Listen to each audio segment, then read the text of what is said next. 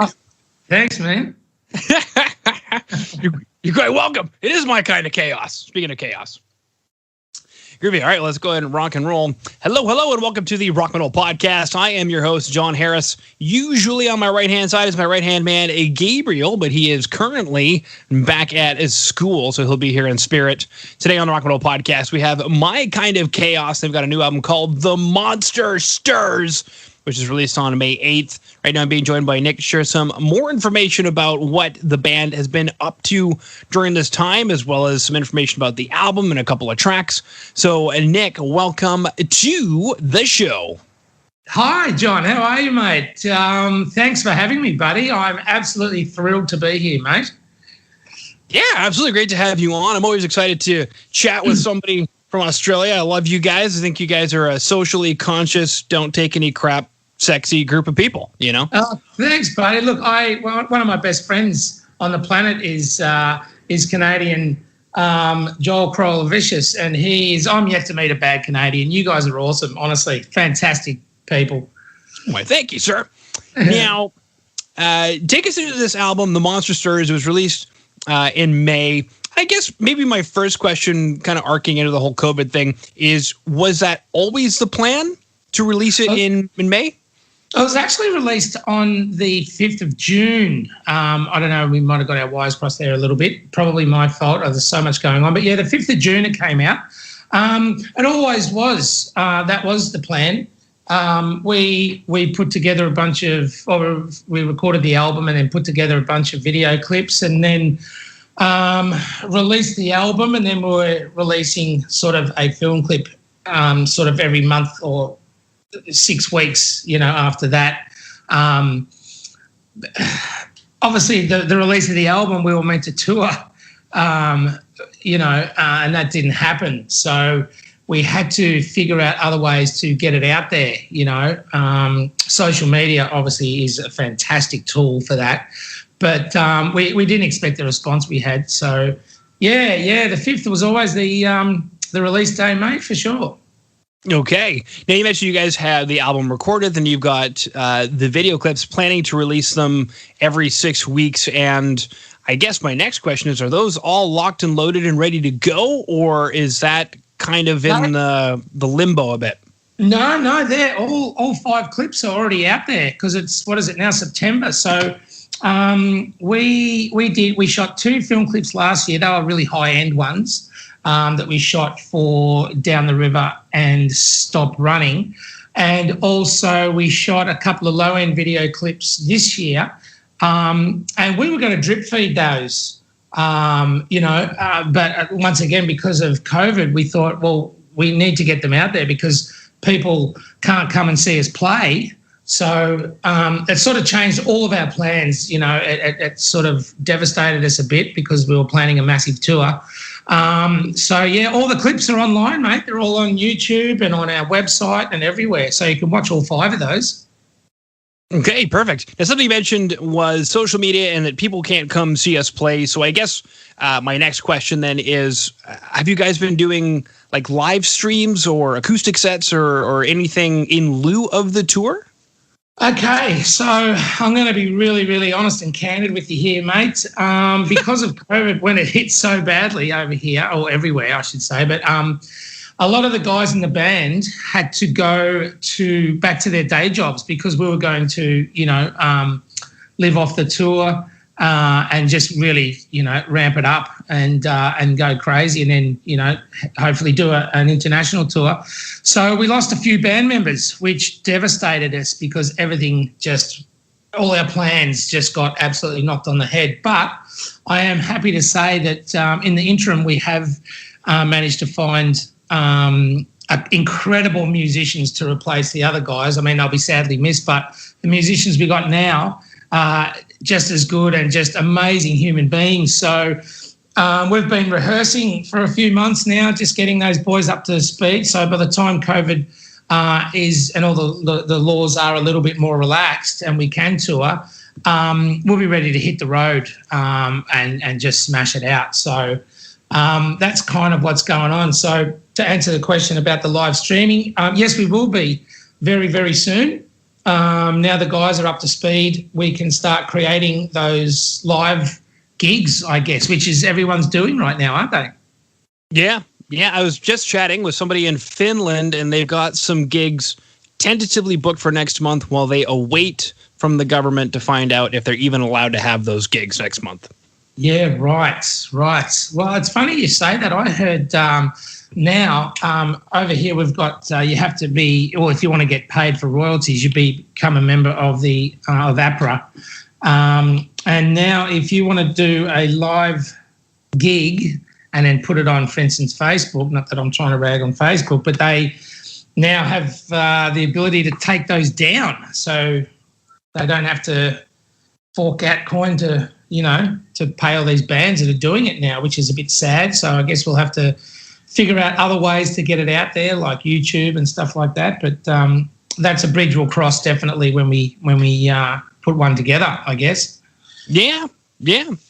Okay, now I guess kind of a side question that I have for you, Nick, is you mentioned rehearsing with some new members, getting the guys up to speed. Have you guys then been using this time to maybe write some new material with the new members? We certainly have. Well, my guitarist and I, we write all the music. We've been playing together for 30-odd years. So in this downtime, mate, we've actually pretty much got the second album written. We've already recorded, I think, 4 songs off it because I've got a studio at my house, so we can record there whenever we like, which is fantastic. So, yeah, mate, the second album's just about finished. We've used our time wisely. Well, it certainly sounds like it. I mean, you guys just don't stop running. No, mate. No, we are constantly writing, constantly just, creating new tunes. And if we don't get the goosebump effect up the when we finish it, then it doesn't make the album. If it doesn't give you goosebumps, it's out. There you go. And that's an important point. Is if I hear somebody say like my girlfriend just immediately said, "Who is this?" And that, well, it's my band. Like, what do you mean, who is this? You don't know what we sound like? Well, basically, it's a good song. If she's like, "Who is this?" If you stop and you're like, "What's going on?" Then, wow. It's awesome. Kind of like a backhanded compliment. It's like, what do you mean? It's my band. Like, you know what we sound like. Well, maybe the songs weren't that good up until that point. Who knows? So something to realize. But going back to the idea of, you guys don't stop running. Take us through this track, Stop Running. What is this track about?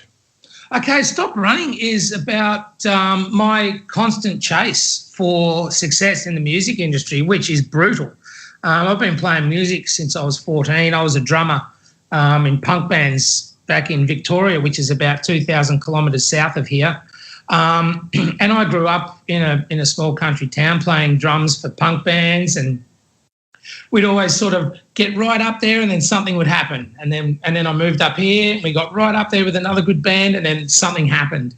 And it's my constant chase for success in this brutal industry that's hard to break into. It really is. So Stop Running is about that. It's the chase for success, and I'm happy to say that this probably being my final crack, it's looking pretty good. After the response. So I don't know if you've seen the film clip for Stop Running, but there is a lot of running in it. It is. It's kind of like, stop running. Well, why do I want to stop running? So, I mean, I guess that's where it comes in, that maybe you don't have to run. I guess my follow-up is, it's looking pretty good this time around. Why is that? Yeah, so I'm always chasing success. So that's it. And it's me saying to success, listen, you might as well stop now because I've got you, if you know what I mean. So, yeah, look, we've just done it right this time. Social media has helped incredibly. It really, really has. The film clips we did have got great response. But we also, with the songs on this album, we managed to nail down an amazing double aria award-winning producer, Anton Hagop, who produced the album. Now, I know in the core of me, without him, this wouldn't be anywhere near as good of an album as it turned out. I'm not saying it's the best album in the world, but it certainly wouldn't have had the success or that it's getting. Hopefully it'll get a lot more, but without him, he just took it to next level, John. It was unbelievable. He's guaranteed he's worth winning both of those arias. So as soon as we got him, it changed everything. So, Stop Running, in my opinion, turned out to be one of the best songs off the album. And it's getting a lot of attention, which is great. So can't complain. Mm-hmm. Well, I mean, when you're running through what looks like a pool scene with girls in bikinis, I mean, that's pretty much a guarantee. It was freezing that day. It was so cold. They were so patient and they were just, you can't really see it, but that's, they were so cold. So that's actually a direct reference to, I don't know if people haven't really mentioned it, but to Ferris Bueller's Day Off. Okay, I can see that. Yeah, I can see that. Yeah, you know, when he jumps over the girls laying in bikinis and he stops. He's in such a rush, but he's still got time to go back and talk to the girls. So we just thought we'd throw in a bit of comedy there, mate. Yeah, it was pretty beautiful.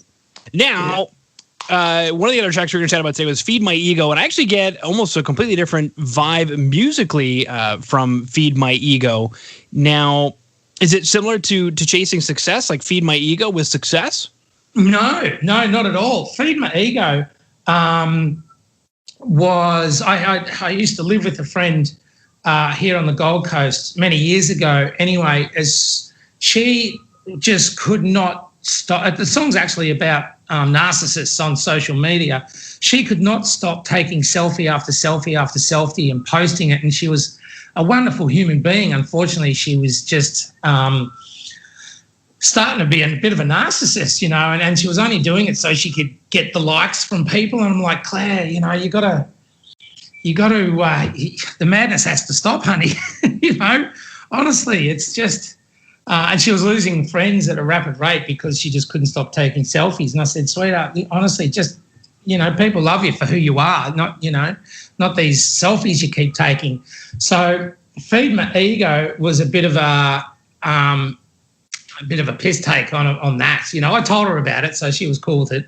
So when we came, I said, look, I've written a song. I don't mention you in it, but it's kind of loosely based on you and, you know, just narcissists on Facebook, or social media, I should say, you know. But anyway, so we wanted to put a really funny sort of film clip to it. So my partner, she said, oh, look, why don't we just do like a band scene and we can have two girls up the front of the band who are kind of taking selfies with the band, not really interested in the music. They just want to, you know, big note themselves with a band.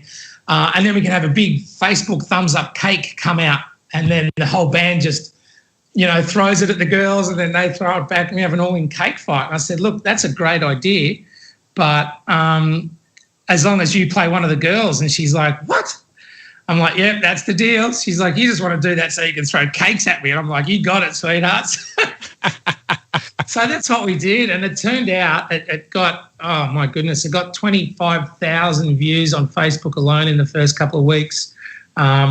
It's already up to, I don't know what it's up to on YouTube, but the response from that clip, like, that was the sort of a real punk song off the album. Mm-hmm.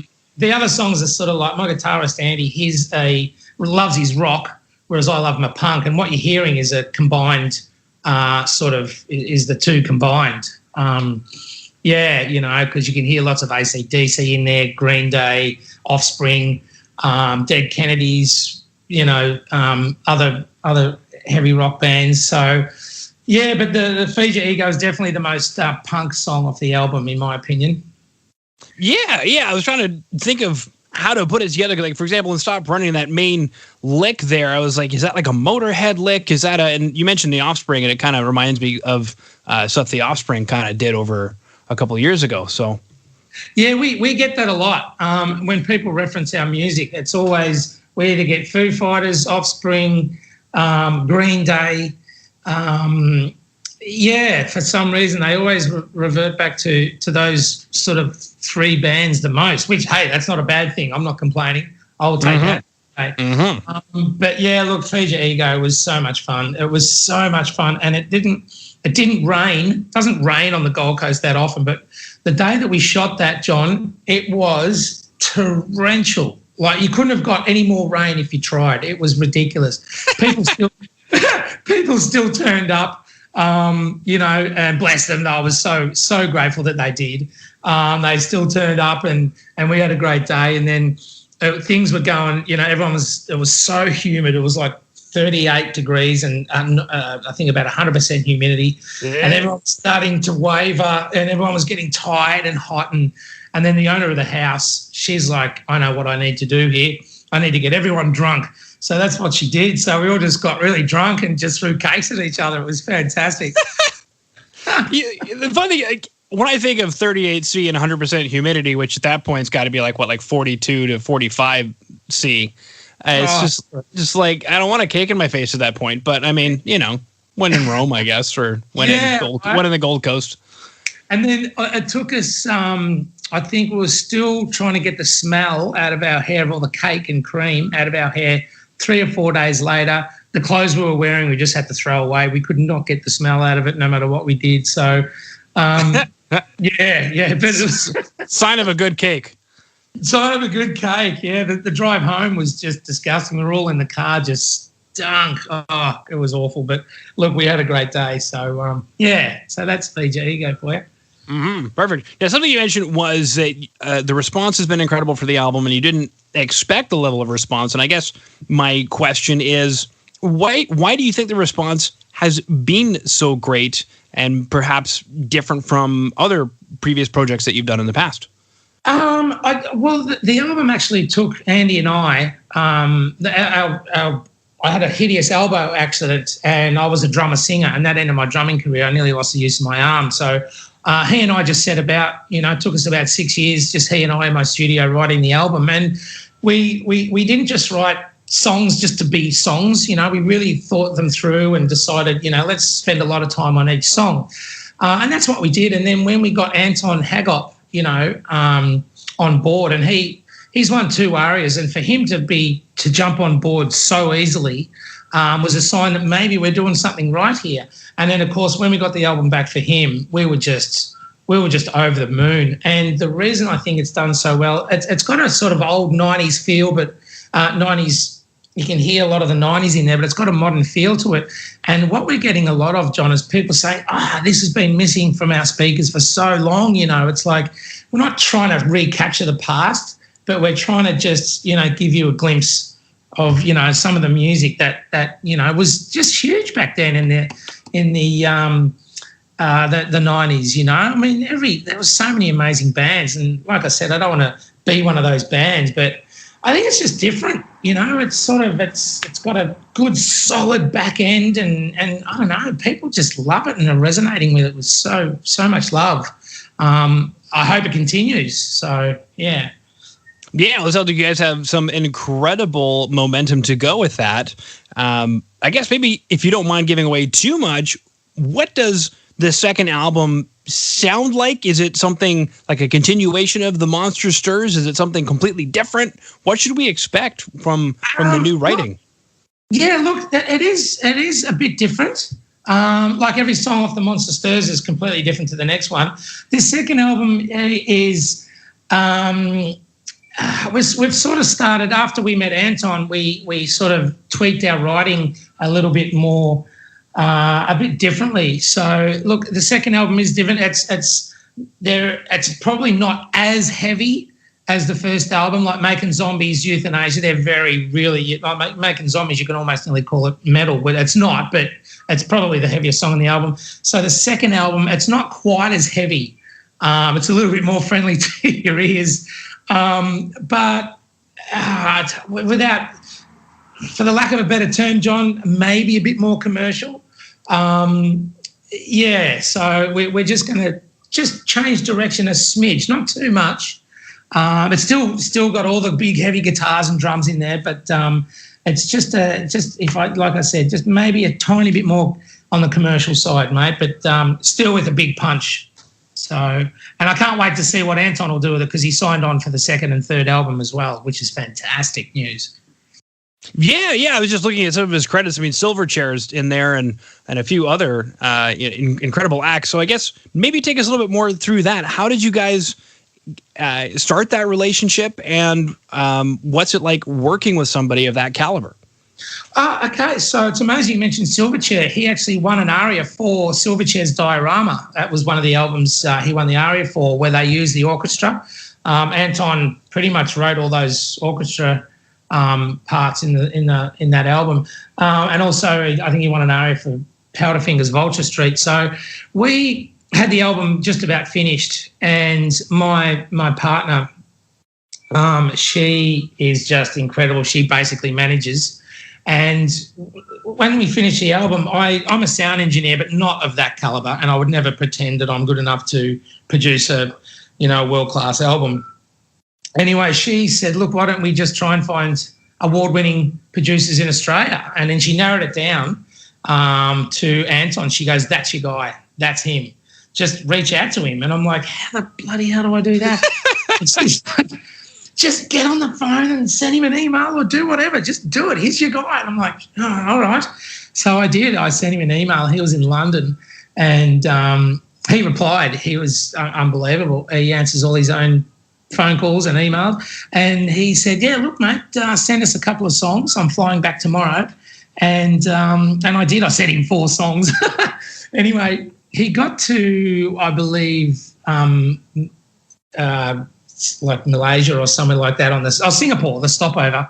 And he must have listened to them on the plane. Anyway, he sent an email from Singapore and he said, mate, I'm in. This is what Australian rock needs at the moment. So I'll call you at 7 o'clock on Tuesday when I get back. So sure enough, he called and we spoke for 2 hours. We were like, it's like we've been mates for years. It was unbelievable. And he goes, right, listen, I've got some time in about 5 weeks where I can, you can fly down and we'll, because he's down in Sydney, you can fly down to Sydney and we'll produce this album for you. And he's like, where's all the vocals? And I said, I haven't sung them yet. And he's like, well, you've got 4 weeks, boy. I'm like, holy, okay, fair enough. So I quit my job. I literally quit my job and was in the studio for 4 weeks straight singing and sung all the BVs myself. And Sasha, my partner, she just kept me up with food and hydrated me, and I just sang and sang and sang.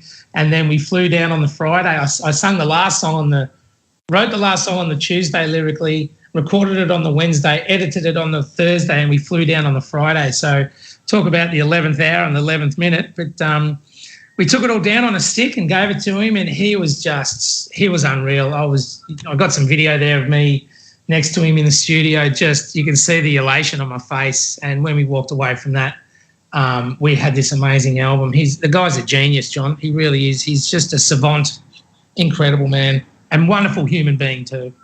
Yeah. So did you guys have like any like piano melodies or something to dictate what the vocals were going to follow or anything? Or was it just instrumental tracks that you sent to him? No. Look, I did. We had all the tracks recorded, and then I sent him all the stems and all the tracks that I recorded here, sent them down earlier to him so he could sort of work out what he wanted to do. And then I play a little bit of piano as well, so I worked all the vocals out on the piano and then sung them to the piano and also the track in my vocal booth at my studio.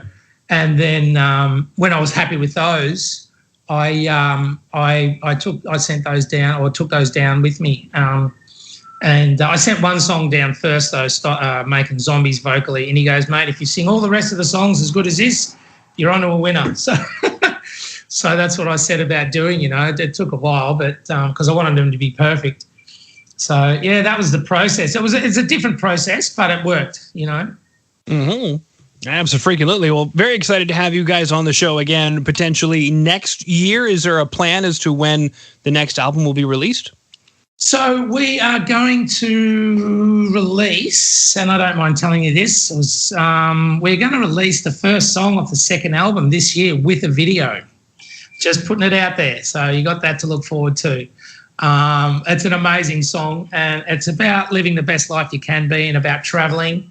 So we're actually, what we're going to do, excuse me, is we're going to put it out to our audience to send in their videos of traveling, because people can't travel at the moment. So we want to try and capture the essence of traveling and living your best life. So we're going to get everyone to send in their best traveling videos, and we're going to use that in the video clip along with their name and their location, which will be embedded on the actual screen as the clip is playing as well. So they'll be immortalised forever in a Mike on the Chaos film clip. So that's the idea. So we'll be reaching out to people doing that ASAP. Okay. Very cool stuff. Well, Nick, I believe that concludes my questions. Was there anything that I did not bring up or ask that you wanted to chat about? No, not at all. That's you've covered everything, mate. A couple of really good songs off the album, and Anton, who produced it, deserves a shout out. What we're doing next year and this year. So, mate, I'm thrilled to talk to you, John. I can't thank you enough, mate. This has been an absolute pleasure. Beautiful. All right. Well, thank you so much for coming on to the Rock Metal Podcast today. Thanks, mate. It's been a pleasure being here.